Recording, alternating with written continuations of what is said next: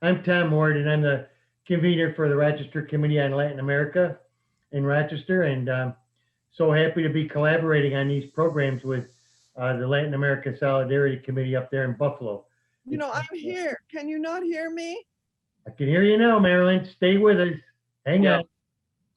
on. And so we're just really delighted to have everybody joining us, and we've been able to bring some really interesting programs through the collaboration and also through the use of Zoom. As much as we may love it or hate it, we've been able to go to Nicaragua, we've been able to go to Venezuela, Bolivia last month, and it's been just wonderful to be able to hear from people with boots on the ground in these areas. And it's been an exciting adventure. So we're looking forward to seeing where it goes from here. So welcome to everybody that's joining us tonight from near and far. We've got people from Rhode Island and New Mexico, and I suspect there's a bunch of people from down in the southern states and maybe even south of the border in Chiapas, Mexico, and other places. So welcome to everybody. Thank you very much for joining us. Like I say, if you have a question or something, if you want to put it in the chat, I'll read it and then I'll try to bring it up at the appropriate time. And we will have a time at the end of each presentation for people to get on and do questions and answers. So, Marilyn, since you're here, I'm going to ask you to introduce Bill Jungels and Christine Eber for us, if you don't mind. Marilyn is a friend of Christine's and a member of ROCA and the steering committee. Marilyn has done a lot of artwork and is very familiar with Mayan weavings as well. And I suspect that's probably how she and Christine met and got related, or friends. So go ahead, Marilyn. Okay, so is Tom Potts not going to be part of it? No, he's part of it too. Oh, good. He's Good. there with Terry. Terry's going to introduce Tom. Or Okay, you can. I'll introduce Tom then. You can introduce everybody. Please Marilyn. introduce me too. Okay, I will, happily. Tonight, I have the honor to introduce these three presenters who will inform us on aspects of social justice issues in Chiapas. As you hear on NPR, I should give a disclaimer. I have a special relationship to Chiapas in that I first lived there in 1959, a pivotal experience which changed my life. So it's a special pleasure to tell you about Christine Eber, Bill Jungels, and Tom Potts. All are members of the Western New York Peace Center Latin American Solidarity Committee. They share a devotion to Tzotzil, Maya of Chenaló, Chiapas, the southernmost state in Mexico. Three amazing individuals. Hearing them, you will understand.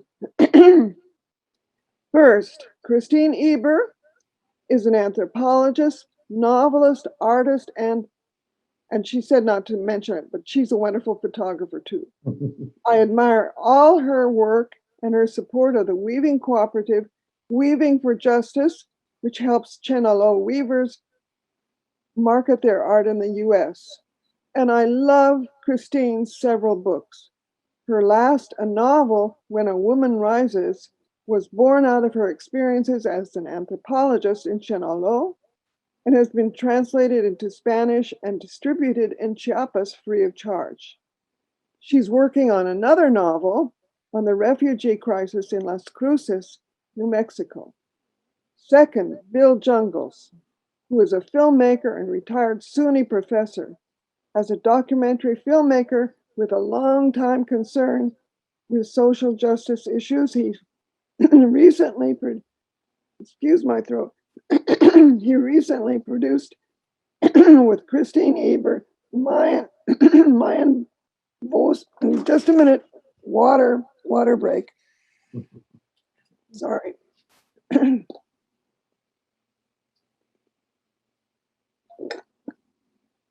He recently co-produced with Christine Eber, Maya Voices in a Smoking Mirror, the culmination of his 15-year focus on Maya struggles in Chiapas. Our third presenter is dentist activist Tom Potts, who for the last 25 years has volunteered in Chenaló. With help of Sotzil volunteers, he has organized critical dental services. Tom will share his insights he has gained through his long-time effort and will give an update on the Zapatistas' continuing struggles. Let's all welcome this wonderful group of people tonight. Thank you. Okay. Who's starting? Bill? I guess so. Okay, take it away. Now, Bill, I think I've got the screen sharing set up for you to be able to just go on that when you're ready. Yeah, okay. Good. Well, it's really nice seeing all these faces because when I pre-visualized this and tried to rehearse it, it was really spooky trying to, speak to nothing, As a matter of fact, I've got Georgiana here as a person in the room so that there's some presence for me, but seeing all you does it too. I was asked specifically to talk about the Zapatistas and Zapatismo. I'm not an expert on it, but I have some experience with people in the Zapatista base and some other things. So that's what I'm going to do. I am going to shift to screen sharing and I'll be shifting back and forth. Also, Christine, at the last minute, really kindly joined us, partly because I was afraid I was going to be still too wonky from a concussion that I've been recovering from. And so she and I will be kind of trading back and forth here, tossing the ball to each other. Okay, I'm going to go to the screen here. Okay, desktop. And here we go. All right, so the Zapatista movement is a merging of a couple of things. After the dirty wars in the 70s, when the Mexican government was trying to eradicate all opposition on the left, some of them moved to the Lacanton jungle in Chiapas and tried something new. And they encountered the Maya people that were there, mainly at that time Celtal Maya, and they merged a vision gradually. They gradually learned from each other. And part of what the Zapatistas learned from the Mayan was this collective dreaming, that you have a collective heart and you can dream for, this says, another world is possible. And that's one of the main mottos of the movement. This also is a motto of the movement, a world where all worlds fit. What that means is a lot of things, but in terms of today, a recent statement by Moises, the new leader of the EZLN and new spokesperson, talking about incentive they're going to do to do some world establishing of relationships, says, during these previous months, we have established contact between us by various means. We are women, lesbians, gays, bisexuals, transgender, transvestites, transsexuals, intersex, queer, and more, men, groups, collectives, associations, organizations, social movements, indigenous peoples, neighborhood associations, communities, and a long etc. that gives us identity. So this is where they're coming from now. Who are they? Where are they? Well, Chiapas, probably most of you know, is right there next to Guatemala, far from the center of power in Mexico City. Also, one of the most indigenous and one of the poorest states in Mexico. This is the whole Maya world, which encompasses parts of Chiapas, the Yucatan, Guatemala, Belize, and even some parts of Central America further on. This is the highlands, which we're mainly going to be concerned with. And you can say San Cristobal there is the biggest town, a colonial town. And Chainaloa, where we're going to be focusing, is up there on the right. And this is Chainaloa. You can see here that this is the cabecera, or the head town, which is the headquarters for the government and religious center. It has about 3,000 people. The whole of the Chainaloa, which is about as big as Buffalo, the city of Buffalo, has about 30,000 people. Up here, notice Pulo. Pulo is an important center, an important autonomous center of the Zapatistas. And we'll talk more about that later. And up here, Acteal. Acteal is an important center of the Abejas, and as most of you probably know, is where the massacre of 45 men, women, and children, mostly women and children, happened in 1997, December 22nd, when government armed and trained paramilitaries attacked them and slaughtered them. I'm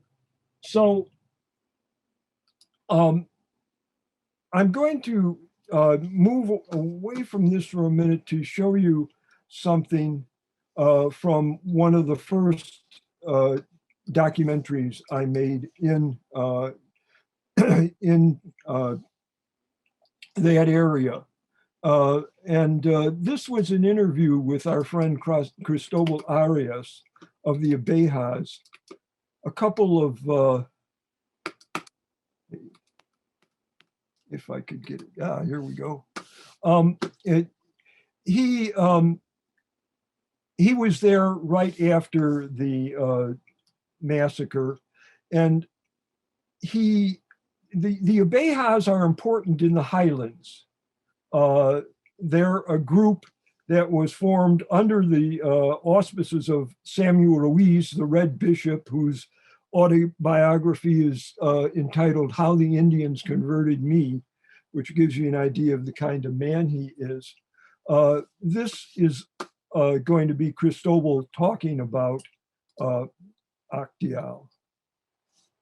I'm only going to show from one documentary, from this one, which is Broken Branches, Fallen Fruit.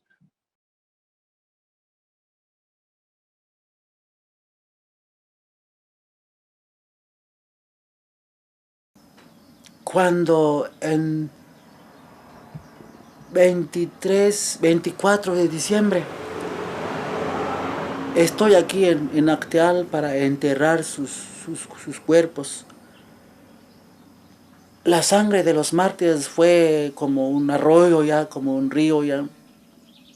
Ahí los pobres niños y niñas, ahí quedaron sus blusas, sus pozolitos batidos con una botellita y tortillitas, ahí quedó en un arroyito. Pues la verdad nos da lástima cómo fue en 97. No es mentira, sino que es cierto lo que sucedió aquí en Acteal. Somos testigos nosotros, porque venimos a enterrar, y aquí quede como 3 noches para ayudar a los sobrevivientes aquí en Acteal.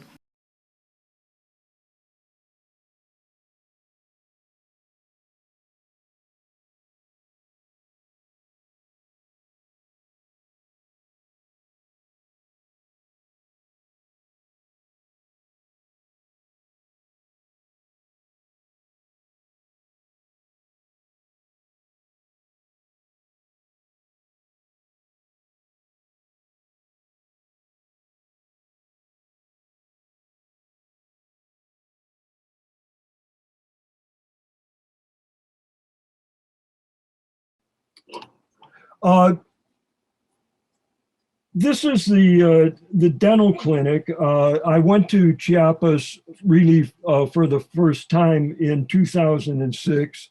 And I began this documentary that you just heard a part of if you didn't see it. This will show you a little bit about Chiapas. About Chenalo. This is the cabecera with the church in the background. There are some beautiful spots in the landscape. This is one of them. This shows you something about the life there. This is a typical kitchen with a big pot of beans cooking on it, and the fire in the middle of the room. They're pretty smoke-filled sometimes. Here they're doing some grading of the land and using all manual power. This is planting a milpa, so he's digging a hole with a stick and tossing in 3 grains of corn in each hole that he makes. This is a family, a young family. Here they've laid out their corn and their beans to show us. You can see there's a lot of different varieties of corn there. These are the tortillas that she made. This is the 27 varieties of corn that grow in this area the size of Buffalo, and that are niche kinds of varieties that grow in different little small environments. So there's a huge stockpile. If this is all in that one little spot the size of Buffalo, there's a huge stockpile of seeds there, which may save us all in the coming cataclysm from climate. Besides corn and beans that are grown on the milpa, people who have a little bit of land also may grow some coffee. And that's the product that they use to get some cash to buy the kinds of things that they can't get out of their milpa. Very few people can live on what their milpa brings them. They have to have other means of support. There they are separating the pulp from the grain, from the coffee bean.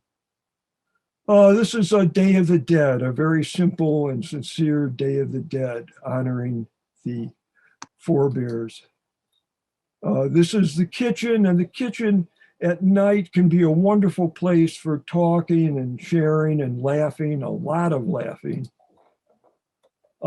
She's weaving on a backstrap loom, and the backstrap loom for the women, Christine's going to be talking about that more later on, but the women earning money in the weaving, sometimes like lately when they've had the Leroya fungus that's killing a great deal of the coffee, the women earn more with their weaving than the men do. Of course, that causes some problems because the male-dominated culture doesn't end easily. Here's, we're looking into the kitchen here. You can see the smoke coming out here from the fire. If you turn around 180 degrees, this is what you see from there. So, let's see.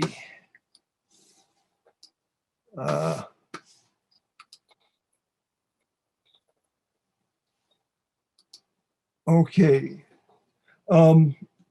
It's still on share. Well, I'm showing you here the previous image is that famous photograph of women in Chenalo pushing back the army that came in after, particularly after the San Andreas Accords were not ratified by the government that would have granted autonomy to the indigenous people. We couldn't see that and picture. they stepped up the militarization and the paramilitaries and all of that. And the women played a key role. Women, Christine's going to talk about this later on, so I'm not going to go into it too much.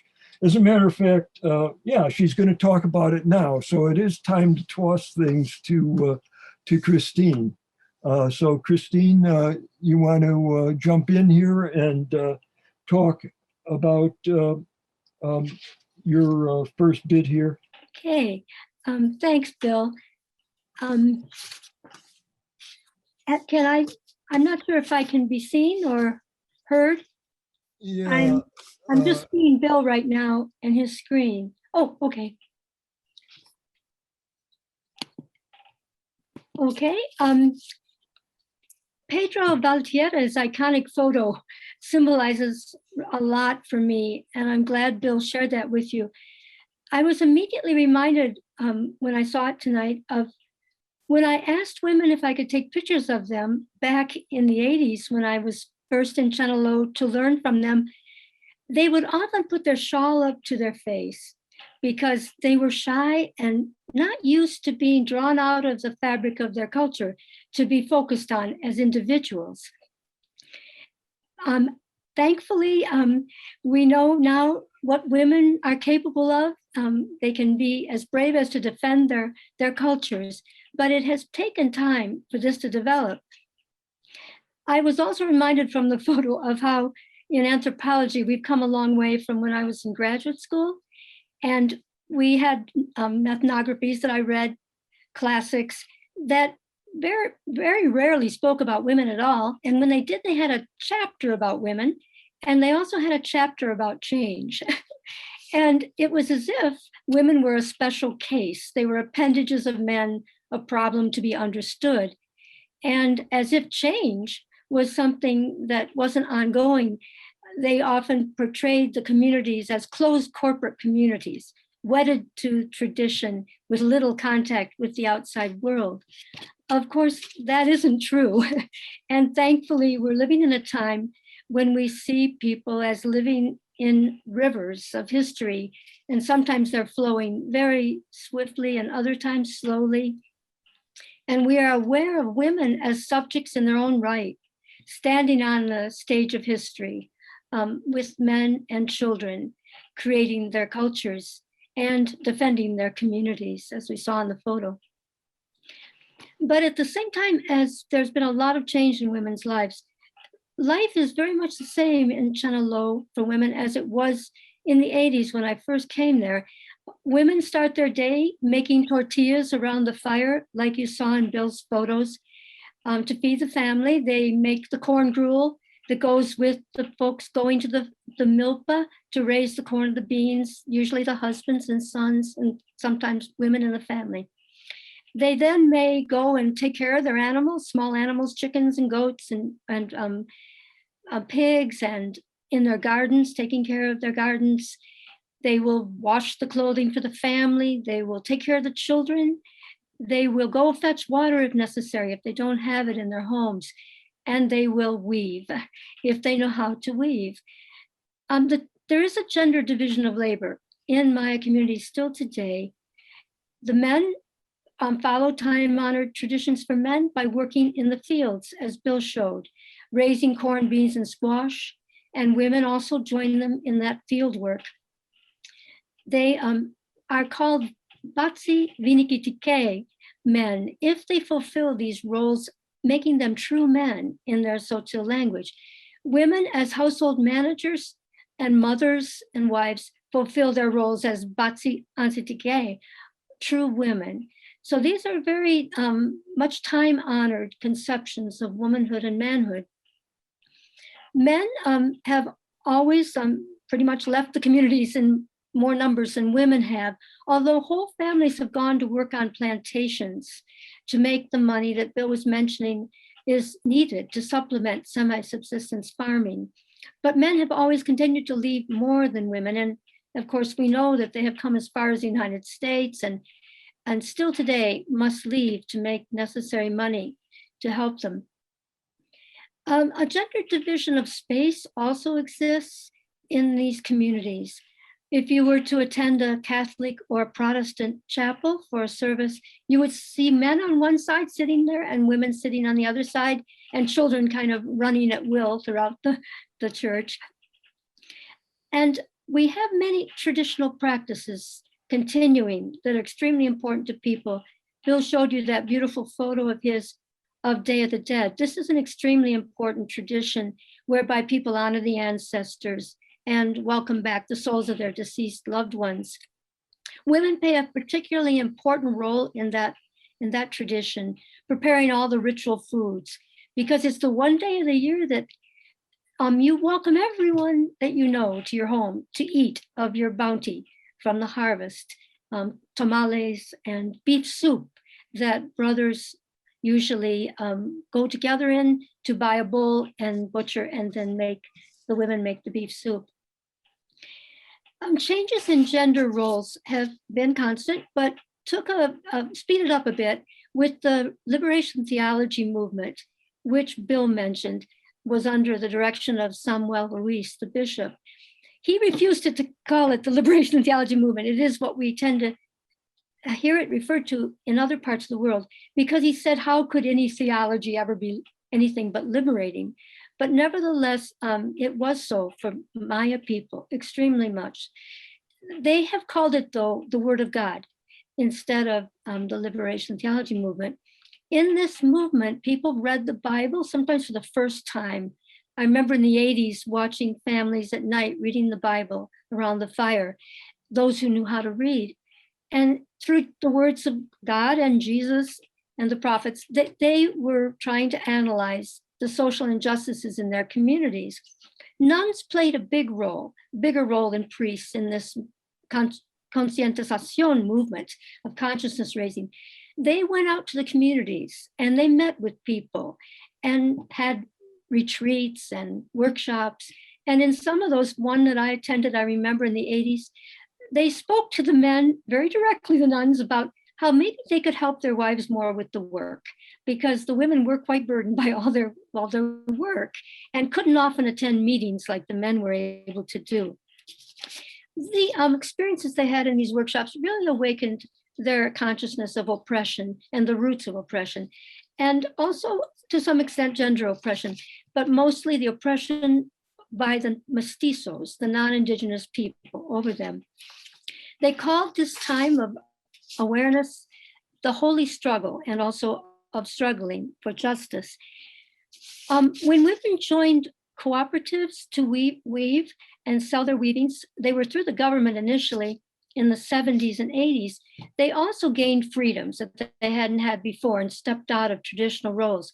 They traveled more to the city of San Cristobal de las Casas, where the headquarters of the government co-ops were located, and they would pick up their money to pay the women in their group, the representatives, or they would deliver the weavings there. They met resistance from their kinsmen, as Bill mentioned.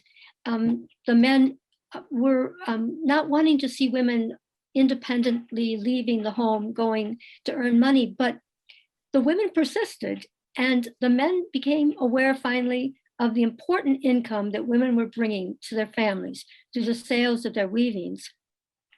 But as Bill also mentioned, male dominance is still an issue in Maya communities, and it's especially concerning among young men.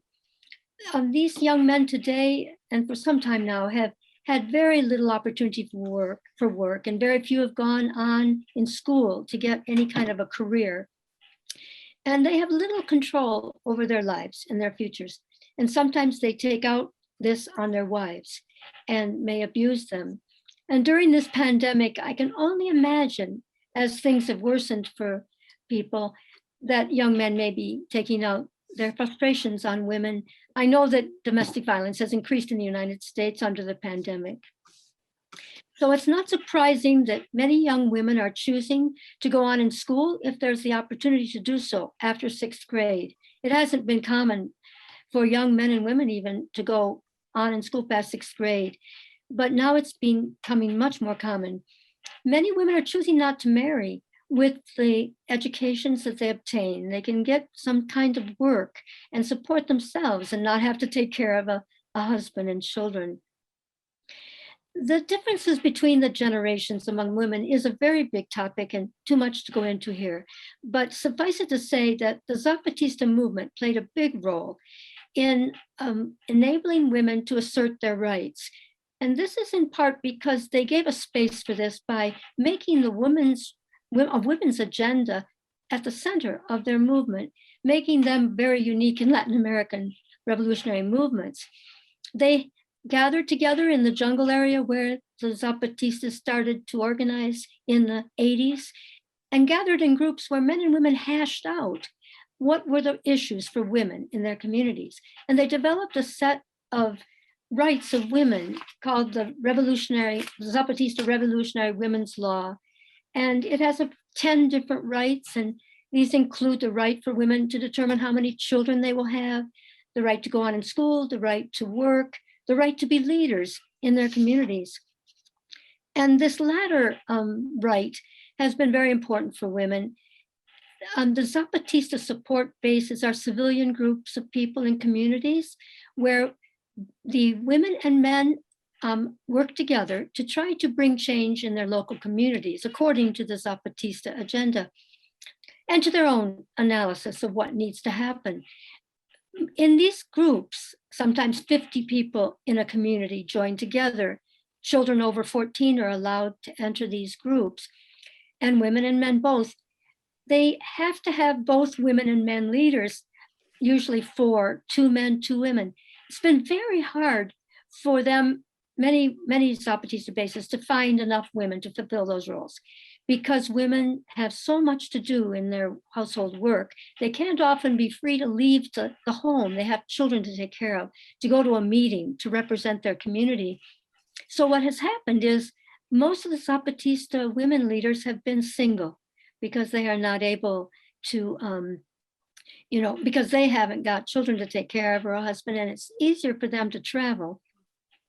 I'd like to conclude this piece that I'm presenting before turning it over to Bill with a brief excerpt.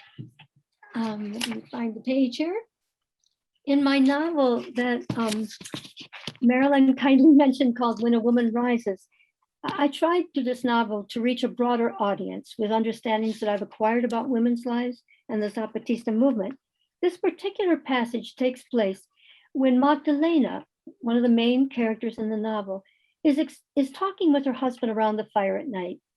And they're discussing their friend Lucia, who is one of the representatives of the Zapatista base, a single woman.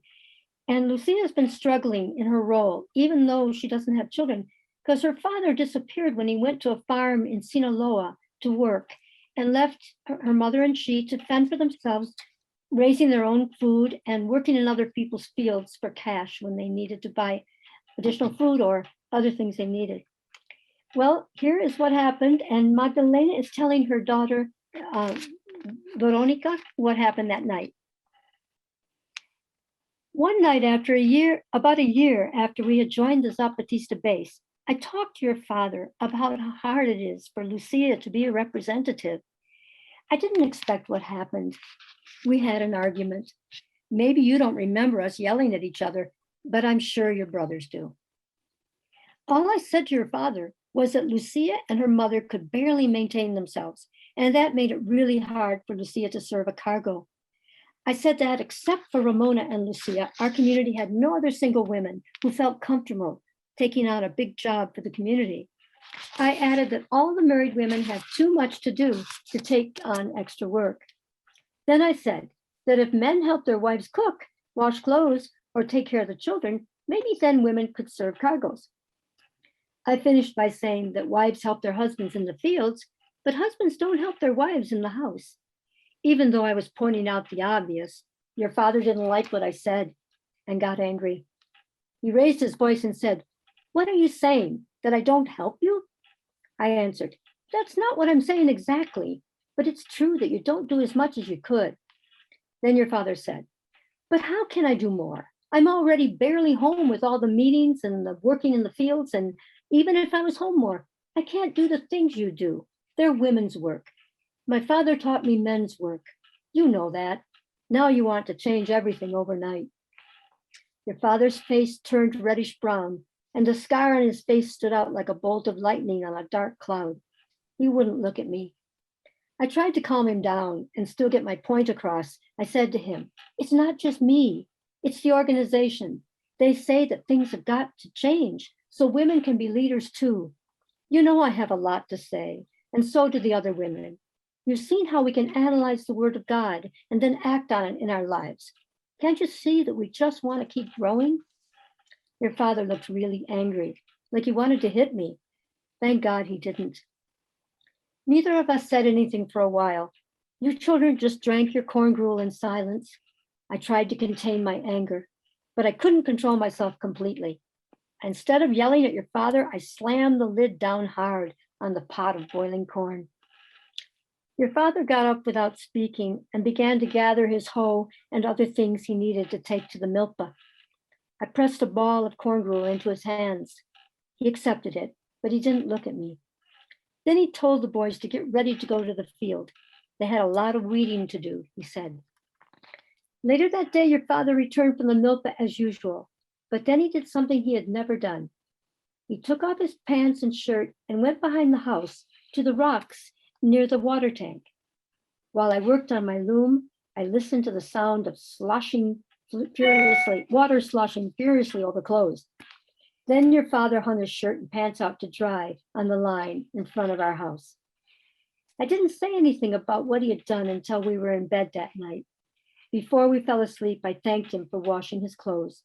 He turned toward the wall and grunted, "You're welcome." So I hope this shows you a little bit the negotiations that go on in households around the changing gender roles and relations in communities today.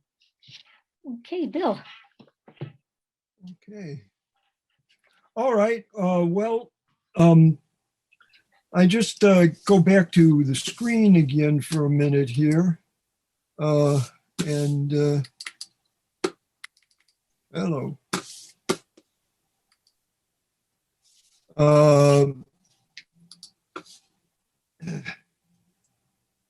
This is the Zapatista Women's Revolutionary Law that Christine just mentioned, and there is a copy of it in the chat. I posted a copy of it in the chat, so you can take a look at that if you want to. This is Ramon. We're running over because I'm going to skip some stuff here. These are a couple of Christine's books. This is the one she just read from. And I want to talk a little bit about the kinds of things that the government did. Obviously, we've already mentioned the way that they stepped up the presence of the army and the paramilitary, but they also put out the carrot with the stick.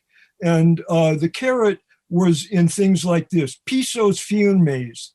This would be a cement floor that they would put in for the faithful of the PRI. But the Zapatistas, one of the base definitions of resistance, whether you're Zapatista or whatever, is you do not accept government money. Or any of these kinds of lures, because there's always strings attached to them. So that was one. And boy, you know, that's my leg after a night out there one time, sleeping on the floor, and the fleas are bad, you know. I suppose that maybe the folks there get immune to them. I never see things like that on their legs, but cement floors, you know, are a pretty tempting thing. Is cement blocks to build a home. That's another one. There were other things like money for women who had children but no husbands. And there's money now that they're giving to the men. Christine may talk about that later, I'm not sure, but if not, we'll take it up in the question and answer. So a lot of things going on like that. Then other things that they do is they try to co-opt. Here, the obejas have been split by these kinds of offerings, and a group of the obejas has made an agreement with the present government and accepted money indemnification for those that were killed in Actial, but not the abejas of Actial that our friend belongs to. Of course, the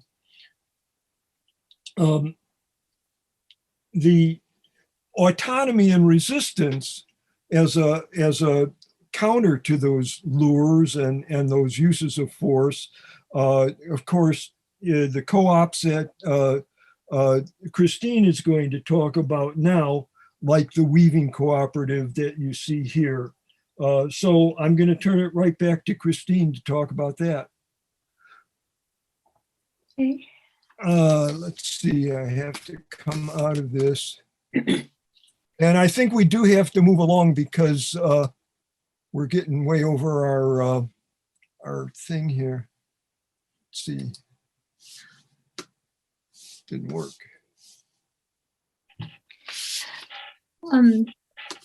Okay. All right. Back to Christine.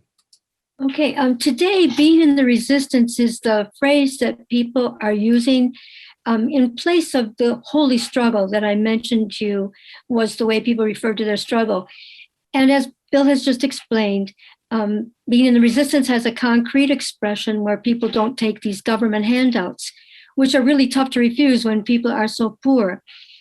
But most of these efforts are based on the government's neoliberal economic model, which has no place for small farmers or weavers. And I wanted to just read a few words from Ana Maria, one of the Zapatista leaders in 1996. And she put it this way: as for the power known worldwide as neoliberalism, we do not count, we do not produce, we do not buy, we do not sell. We are useless in the accounts of big capital.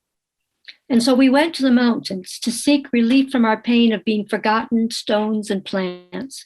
Here in the mountains of the southeast of Mexico, our dead are still alive. Our dead live in the mountains and they know many things. They speak of their death and we listen. The mountains speak to us, the ordinary, common people. Men and women have always tried to sell whatever they could produce to supplement farming. And weavings are one thing that people have been producing, mostly women. But in all the forms of work people have had to engage in, it's usually been inhumane and disrespectful conditions they've had to work in. I'd like to read just a brief passage from When a Woman Rises Again, which is about what it was like for women before there were cooperatives, when they were store owners in the town of San Cristobal de las Casas. And here Magdalena is telling her daughter, Veronica, about her mother, who was monolingual in Tzotzil, and what would happen when she would try to sell her work in the town. One time, before the government store existed, my mother needed to sell a blouse because my little sister was sick, and the doctor at the clinic said she needed medicine. I couldn't go with her to San Cristobal because I had to stay with my sister. The owner of the store where my mother went to sell the blouse didn't speak Tzotzil, and my mother only knew a little Spanish. The señora took the blouse from my mother and held it in her hands for a long time, inspecting the work, as if she were looking for something wrong with it. Mother just stood behind the counter, waiting patiently and trying not to feel insulted. Finally, the owner said, "I'm sorry, but I have several blouses like this one. I haven't sold them yet, and I have to sell them before I can buy another. I can't give you money for this blouse, but I have a bag of apples I can trade for it." My mother just stood there in shock.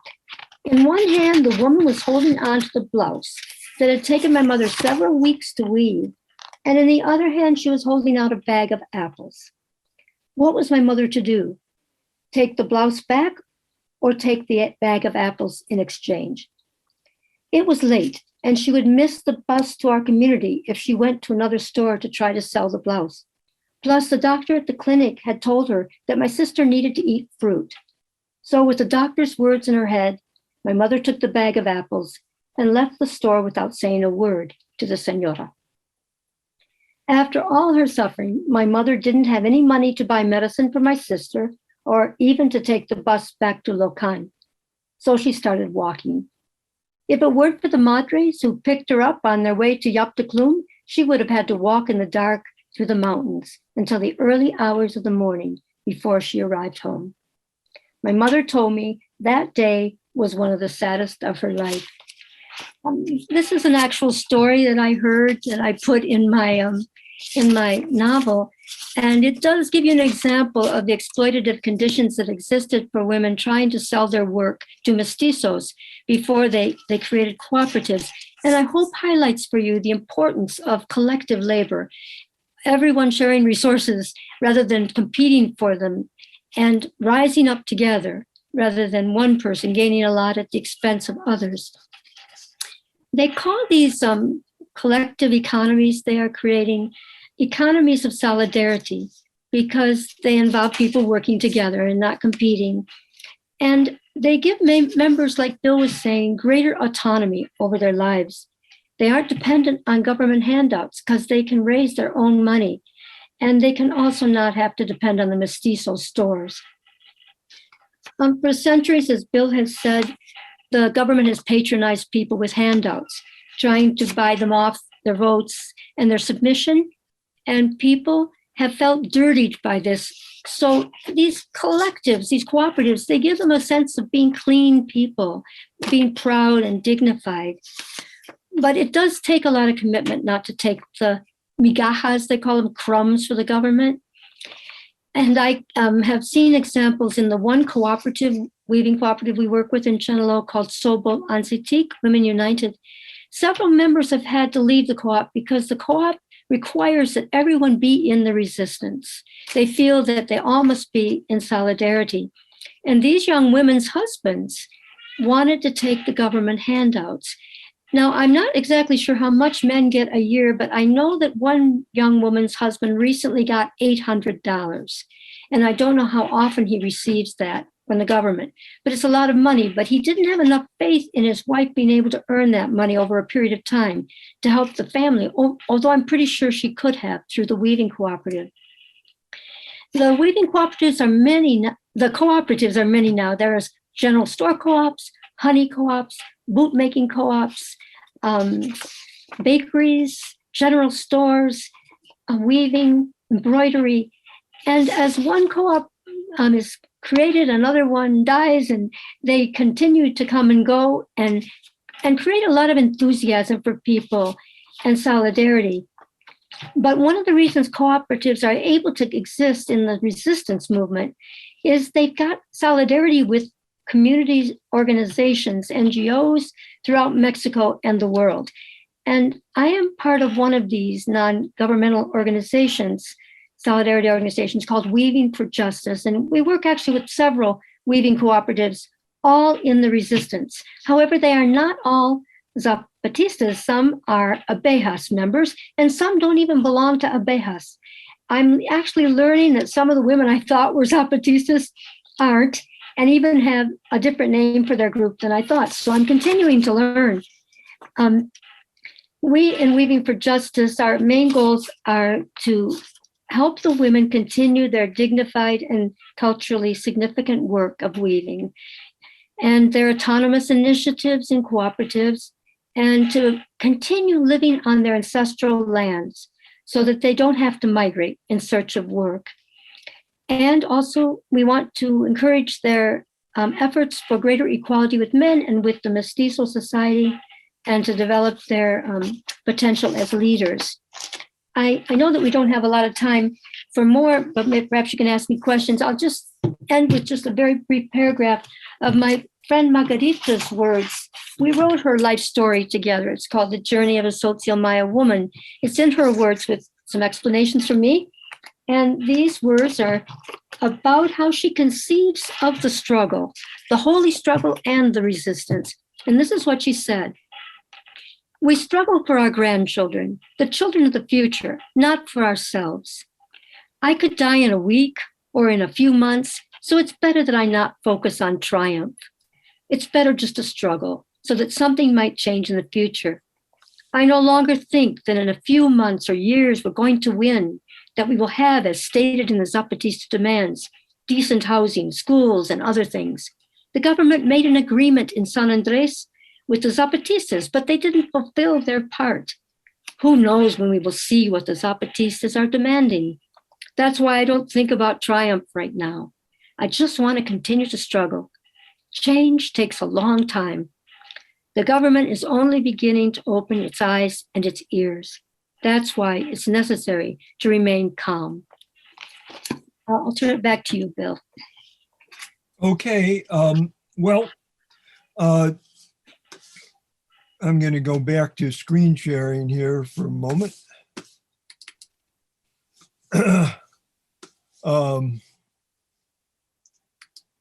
Yeah, this is a remarkable woman who's one of the founders of Sobalansatik that Christine was just talking about.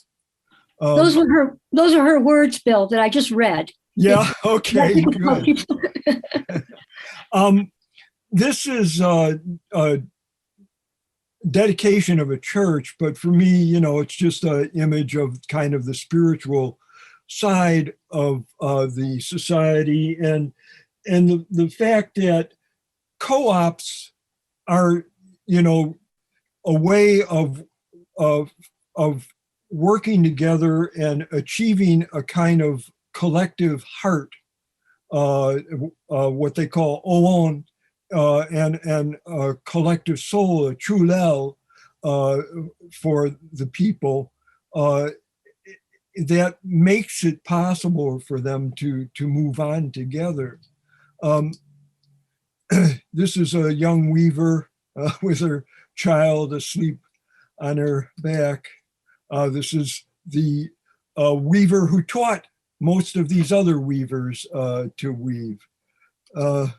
And this is again the woman I talked about. There are all kinds of collectives, though, so we shouldn't just talk about.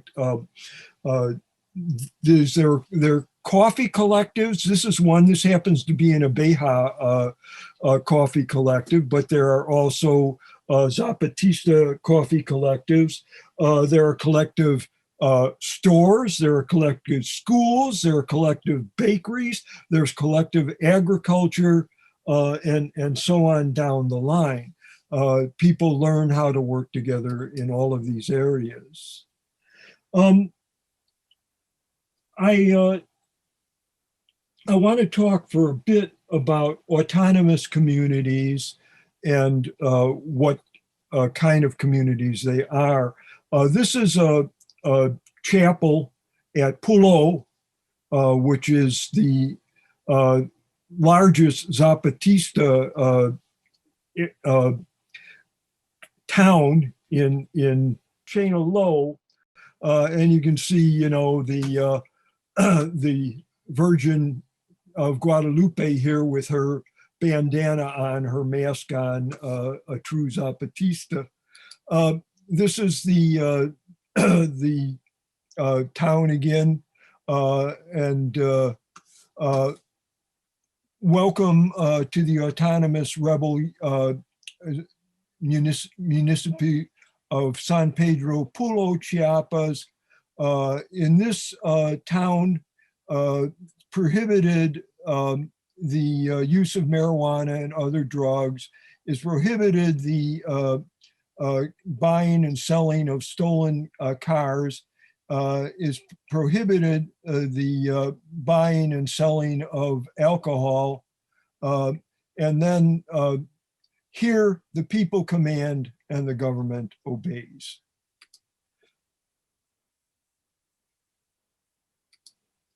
This is a caracol. This is Oventique, where I spent a week and a half some years ago. The caracols are a kind of safe place and a place where much happens for the Zapatistas. They hold international meetings there. They hold their own meetings there. They have schools there. There is, for instance, at Oventique, a prep school, which is, and this is a book by Eldridge Fitzwater, Autonomy is in Our Hearts, which I think is a good book for learning about autonomous government in the Caracoles.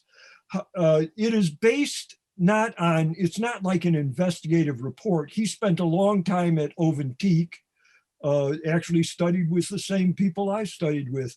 And he watched a whole series of documentaries that the Zapatistas had put together from the various caracoles of people, pretty much just ordinary people talking about the problems and rewards of living in the autonomous communities. And out of that, he made this book. So it's a good book to use. Another view. These are, you're allowed to take photographs of the murals and things there, but not of the people. This is the secondary school Autonomous Rebel Zapatista Primero, 1st of January, it's called. 1st of January 1994 is when the Zapatistas erupted out of the jungle and attacked. This is a kind of a prep school, and a lot of these students that study here, boys and girls, it's kind of a boarding school. They go on to become teachers in the various schools spread throughout the little hamlets here and there in the highlands and in the other places. Here's a convocation that was going on at the time. They were paying attention to the teachers' strike in Oaxaca and its violent suppression, and some other things, Atenco, which I won't talk about now because we're running low on time, but a lot happening in the caracoles. Originally there were 5 of them, and they were spread throughout, you might say, the eastern part of the state. I want to talk for a little bit about attrition. I mean, there has been attrition, and things have happened. For instance, here, this is a story about the releasing of the men sentenced to jail for the massacre at Acteal. They were released on technical grounds by the Supreme Court, and because of irregularities and force used in getting confessions and so forth. And I'm sure it's true. And if they applied this universally, everyone in the jails in Mexico would be released. So these men are now back in the communities, and we're hearing from the Zapatistas that they're the ones that are causing some of the problems, because the attacks go on. The paramilitaries are still there, and they're chipping away. And here, Moises Gandhi, there was an attack there, and a school burned down, and so forth. I can't go into all of this in detail now, but a lot of it is going on. So we we need a little time here to talk about the new things that are going on and update us. So one thing is that the government continues the mega projects. This is the plan for the Maya train, as it's called, which would go from Palenque here in Chiapas up through the Yucatan to all the various places where Maya ruins are. And this is violently opposed by the Zapatistas. They don't want to be the subjects of tourism. They don't want environmental degradation from this thing. They don't want an economy based on tourism. They want an economy based on their cooperatives and their own hard work. So another thing that's happened, and one of the killings that happened, is Compañero Galeano, who was a Zapatista teacher, murdered by the paramilitaries in 2014 in La Realidad in the Lacandon jungle. They burned down a school, they destroyed part of a tienda, and they hacked him to death with machetes and then shot him.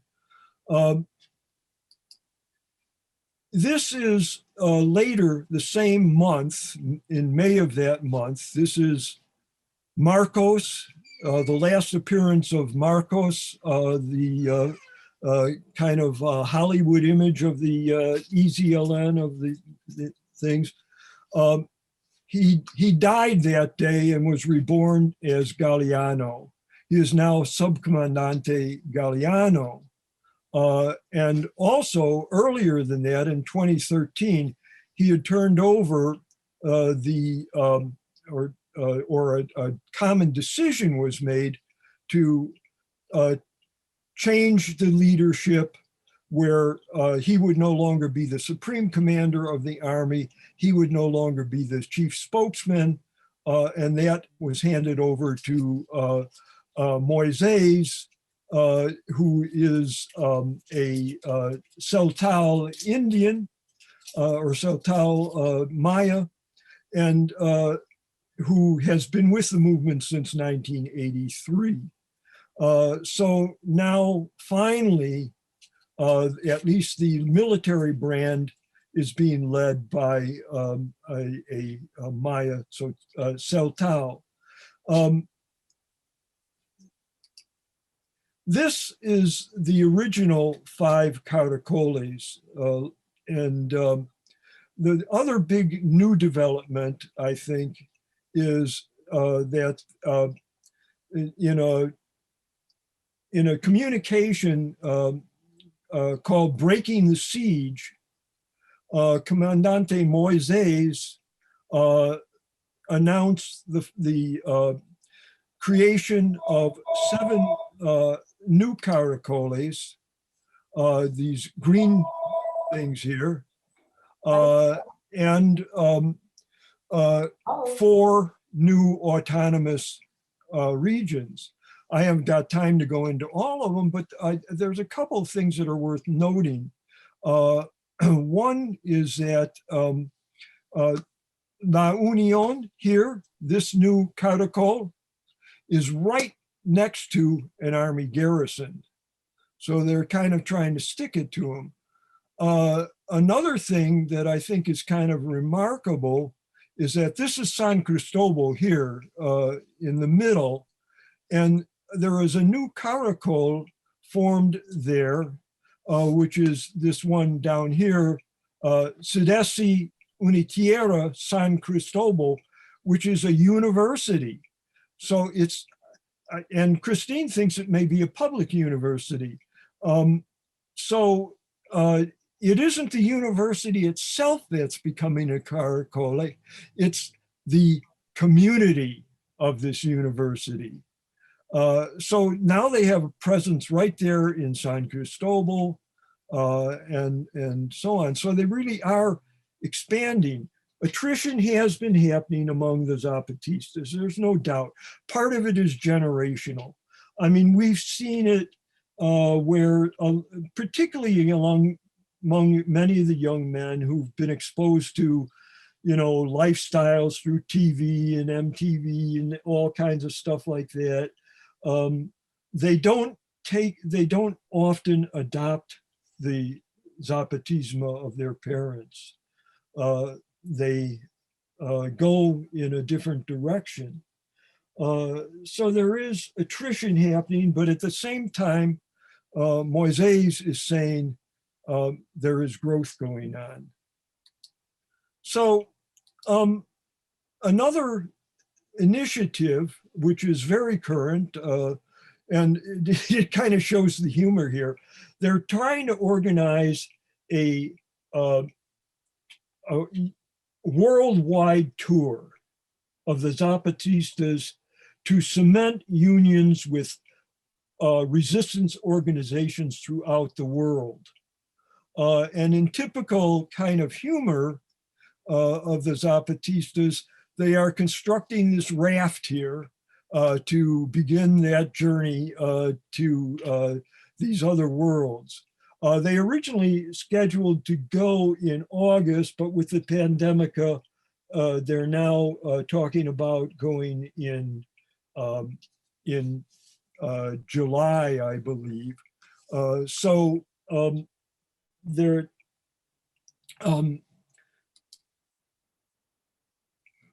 let's see, there we are. I'm gonna go back there, go back here. So I think that, you know, sense of humor is one of the things that I think underlines them as a rebel movement. Longevity, willingness to pay the price, and a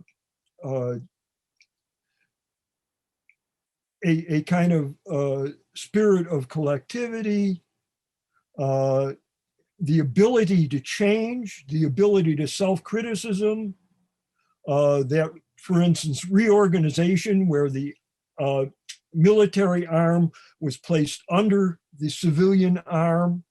And although that hasn't completely happened, for instance, these communications come from Moises, who is the head of the army, and they're not coming from the people who are the leaders of the juntas of good government. But it is happening, and they are aware of it. They're self-critical. The other thing that they're self-critical is the women, the full living up to the Zapatista law of women. It dies very hard, as Christine indicated. I tend to think that some of the men who are accepting this government money now and forcing their women to exit from the weaving cooperative may be partly motivated by the threat to them as the main wage earners in the family. If the women are earning more with their weavings than the men are, then maybe they better do something about it. You know, I'm just speculating, but that could be part of it. So it goes on, and the Zapatistas are not perfect by any stretch, but it's the best thing there right now. Let's put it that way. And we got to turn it over to Tom now and get him to go. You hit it? No, I did. You did. So speak. Okay. I want to talk just a little bit about the dental clinic in Chenaló. The Latin American Solidarity Committee and the Dental Committee in Chenaló have been operating a free dental clinic since 1987. This was all started at the suggestion and the insistence, really, of Christine Eber in 1987. It was on a sabbatical at the University Autónoma de Puebla. Christine kept calling me saying there was an empty clinic there and I should come to Chenaló and help with the dental needs of that community. I was reluctant to do that, but after her pestering, I finally agreed at the end of my sabbatical that I'd go to Chenaló, and I've been going back every year since. The initial work there in Chenaló was strictly extractions of teeth. We extracted teeth all day long for weeks on end, and that went on for a few years, but we have steadily tried to increase the services there and make it at least a basic dental clinic as you would find in the United States. And those basic services are now fillings, extractions, cleanings, x-rays. We do endodontics on the front 6 teeth, that's root canals. And we do a little bit of periodontal therapy and some treatment of infections. But we do not do any crowns or bridges or dentures. And the reason for that is that, first of all, we couldn't afford, we're not financially capable of paying the lab bills that would result from those procedures if we tried to keep it a free dental clinic. The other reason is the local dental technicians make most of their money doing bridges and dentures, and we don't want to get at cross purposes to those people. So we now, well, we have been up until the coronavirus epidemic. We've had a Mexican dentist there 1 day a week. He would be there every Saturday, and that's year round. And then I would be there from November, first week in November until the end of February. I just got back last week. So when I'm there normally, when it's not when we don't have a pandemic, I do fluoride varnish treatments, and that's part of what the clinic does as well. It's preventive on children. I do fluoride varnish treatments on the school children in the grade school there. So we can do about 25 kids a day, and I do all the kids in the school in November, December, and my assistant, Aurea, she has been trained, and she does the same fluoride varnish applications in May and June. And by doing that, we reduce the rate of dental cavities by about 50%, according to the literature. So, and we have noticed over the past 4 years that the children who have gotten the treatment for 4 years have greatly reduced numbers of cavities. But this year we haven't been able to do anything since April because of the pandemic. The committee there in Chenaló has decided that they will not open the clinic until the schools open. And every month they say the school is going to open in a couple of months. Like last person I talked to, administrator there in the schools, said, well, the schools may open April 15th, but I kind of doubt that. I think the schools will probably open in August for the next school year. And that's probably when we will reopen the dental clinic. So unfortunately, it's been closed, but we will hopefully reopen it again soon. The clinic is supported by the Latin American Solidarity Committee, and it has dedicated donors. They're people that we know that have interest in helping dental clinics, and those people donate pretty much every year, and that's how the clinic keeps functioning. We have also supported a social dental student over the last 3 years.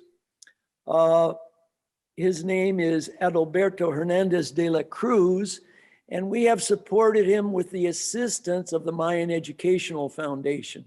Mayan Educational Foundation has some people on the ground there who can supervise a scholarship, and that's what they've done. And we worked it out with this young man that we would support him with the last 3 years in dental school, and that he would then work with us in Chenaló.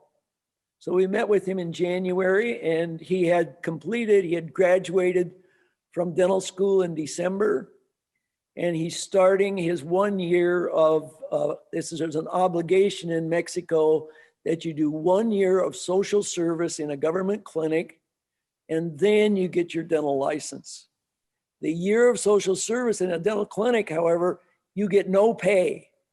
So he is still on the support from the Mayan Educational Foundation from this year, which is really a godsend, because without that, he would have a heck of a time getting through this year without any money and trying to live. His assignment is in the big city of Tuxtla de Gutierrez, which is expensive. So thank heaven the Mayan Educational Foundation is going to support him throughout this year too.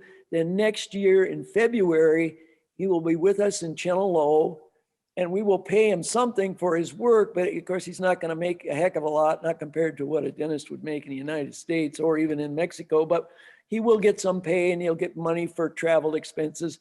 The good thing about Alberto is that he is a Tzotzil Maya, and he speaks the language that the people speak there in Chenalo, and I'm sure he's going to be a big hit when he gets there, and we're excited about that happening next year.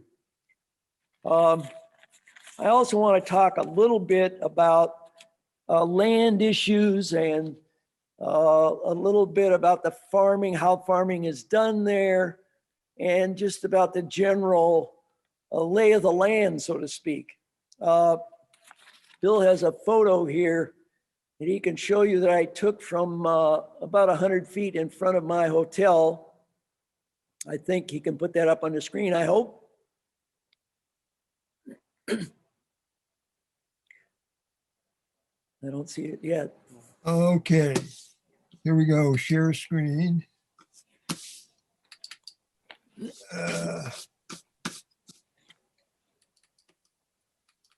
So let me just say, while Bill's looking for this photo, that the land there is very steep, and the most of the land, I would say 90% of the land, you cannot use equipment on.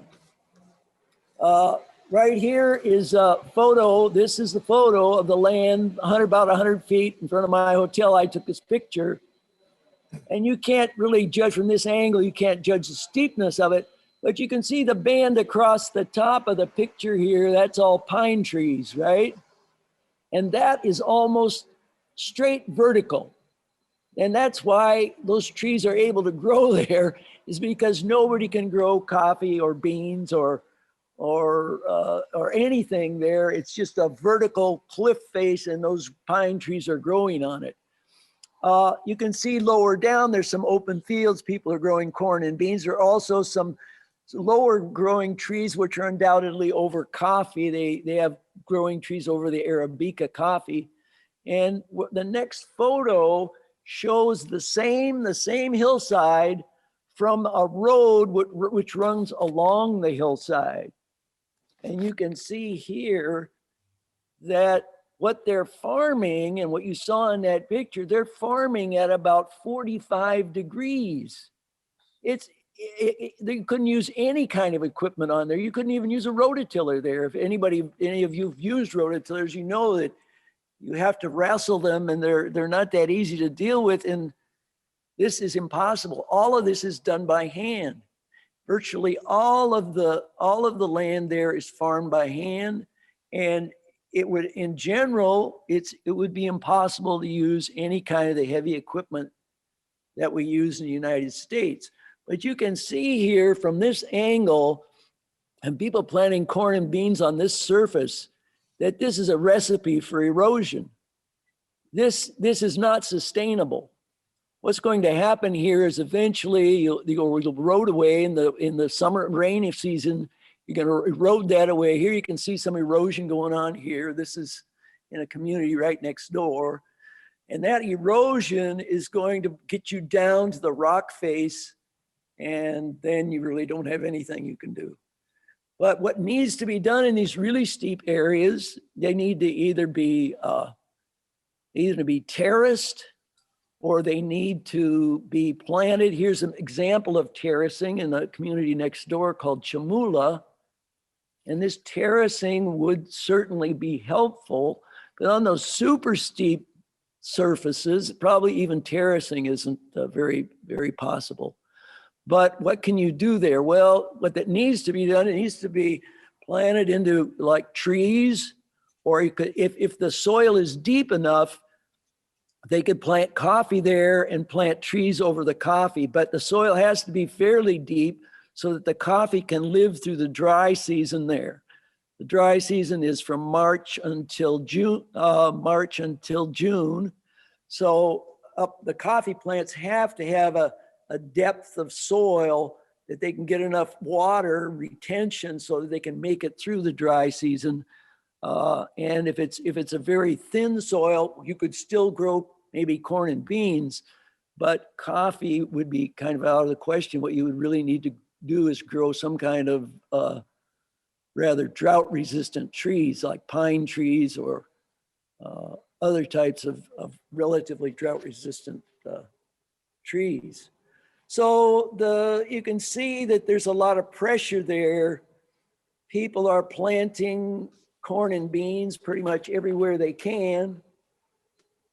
And if you approach a campesino and say, well, we want to convert this land to forest, and he needs to feed his family in 3 or 4 months, he is not going to go along with any plan to plant forests. And I don't have a suggestion as to how to make this conversion, but I would say there at least needs to be a discussion, and we need to start thinking about how such a conversion could be done. But the problem there with land in Channel Low is that there's not enough of it.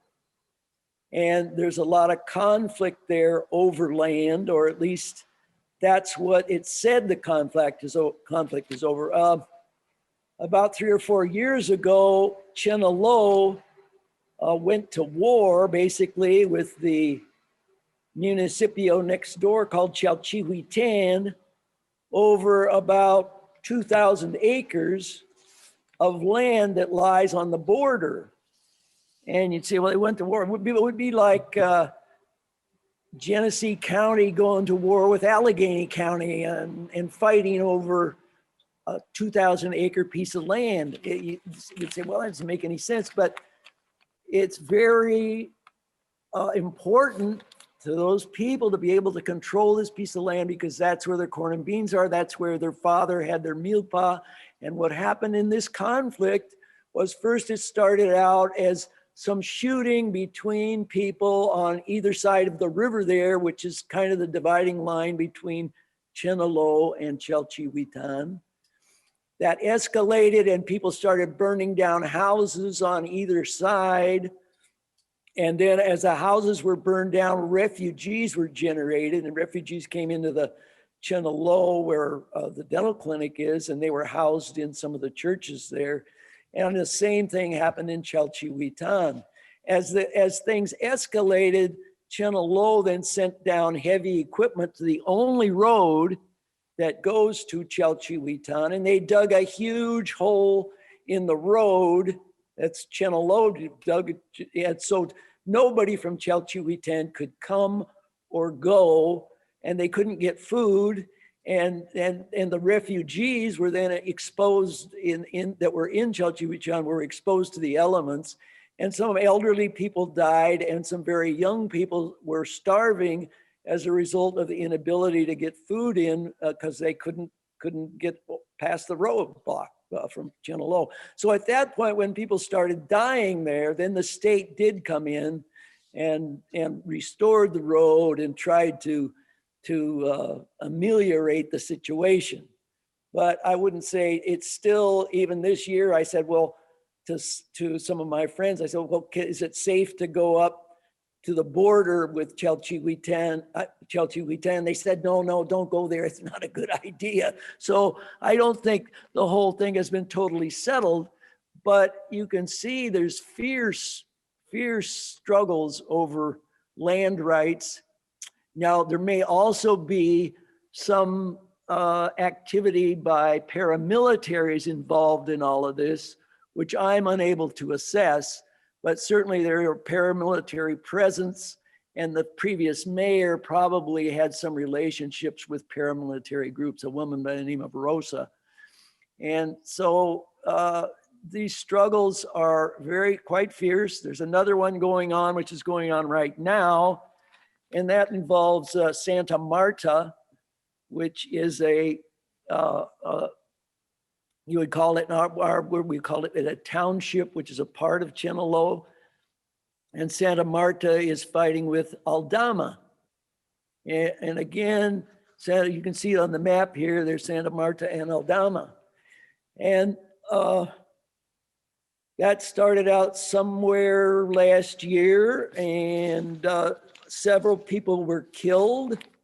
The people in Chenaló told me that 11 people were killed in Santa Marta and that 5 people were killed in Aldama, although I can't verify that. That's just a person I spoke with who claimed he knew what was going on. And as a result of those deaths, of course, there's fighting back and forth was going on, and there was continuing sniper fire was the problem. The Center of Human Rights in San Cristobal, it's called Center of Human Rights Fray Bartolome de las Casas. They had worked out a peace agreement between Aldama and Santa Marta. They worked out this peace agreement, and it was signed by leaders from Santa Marta, it was signed by leaders from Aldama, and it was signed by leaders from the state as well. Everybody agreed on this peace agreement. Now, I'm reading to you from the 2nd of December, an article in La Jornada, where they're interviewing a woman who is complaining to the human rights group in San Cristobal. And she says, here's what she says. She says, well, there will not be peace in this zone unless we disarm the paramilitary groups. If the government doesn't act, the signing of accords will not give us peace. And then she goes on to say, now this is a woman from Aldama, so you're getting the Aldama point of view here, but I'm sure if you heard somebody from Santa Marta, it would be similar, right? And then she says, the inhabitants of Aldama are not able to harvest their coffee. The people from Santa Marta, if they see us going out to the fields, they shoot at us and it's a rain of bullets. So there's sniper fire from both sides. And that's what people in Chenaló told me. They said it's constant sniping back and forth. It's fundamental, she says, that if we're going to have peace, you have to get rid of these paramilitary groups in the territory. And that's what the state really hasn't done. And even up to now, I don't think it's been done, to my knowledge. She says the conflict has caused a displacement of permanently and some intermittently of 3,499 people in Aldama. So you can see these struggles. That in Aldama, the struggle is over a much smaller piece of land. You're talking 200 acres that they're fighting over. So it doesn't really seem to make sense. I mean, I even from my point of view, I think, well, the struggles are over land, but there may be other things going on that I don't understand that are leading to these rather fierce confrontations, shall we say. And that's about all I've got to say. Okay. Wow, a lot of information that we've taken in tonight. Thank you, all three of you, very much for a very excellent presentation. Pretty much, I'm afraid, out of time for questions and answers. And I probably can't see most everybody that has one, but I'm wondering if you three would be interested, and maybe on your chat, you could put in your email addresses for people to get in touch with you if they have questions or want to talk about something further with you. Maybe they could do it through email. Yeah, Tom, also, I posted on the chat a couple of documents. One is entitled something like Further Resources, and it has a bunch of URLs and names of books and things like that people can check out if they want to learn more. And the other is a copy of the Zapatista Law of Women that was mentioned in both Christine's and my part of the presentation. That could give you some things to steer on Yeah, so go- I can put my email on the chat and right, go to the chat and then you can see those files that Bill posted up there. And I'm not sure how to, if we can save those when I upload this to our website and everything, but hopefully maybe there's a way that we can get to that information later. Wow. Lots of interesting information there to digest. It's gonna take a while. Tom, Oh, Yeah, Tom, Kathy? you might want to include this in our newsletter, some of Yes. the links. Maybe a slight overview as to tonight's presentation, along with specific links that Bill has mentioned. That might be something to consider. Yep, good suggestion. We can put them up on our website as well, I think. Right. So Excellent, excellent presentation. Thank you. Thank you, everybody. thank you everyone for joining us tonight too. And I hope you found it as informative and as interesting as I did. And so nice to meet you, Christine, in person and while on Zoom, and Tom and Bill, we've met before, but you put together a real interesting evening for us. Terry, thank you very much for your support and help. And it's good to see you all. And I hope you all have a good evening and a good week ahead of you. Be well, be safe, everybody. bye, everybody. Thank you. Good night. Bye. Buenas noches y gracias. Adios. Adiós. Bye, Uncle Bill. Oh, bye.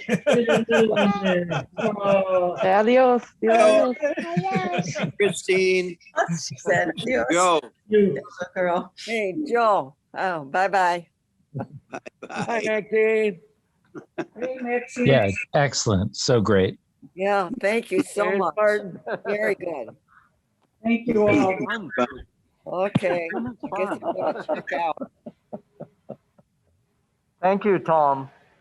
Thank you, guys. Good to see Thank you, Tom, Great. for all your great work. And Madeline, Marilyn, yep. Okay. I think she skipped out on us already, but I'll be sure to let her know that we appreciate Okay. her introduction. Bye-bye. All right, Bye-bye. everybody, I'm going to end the meeting See y'all. for everybody. Good night. Okay.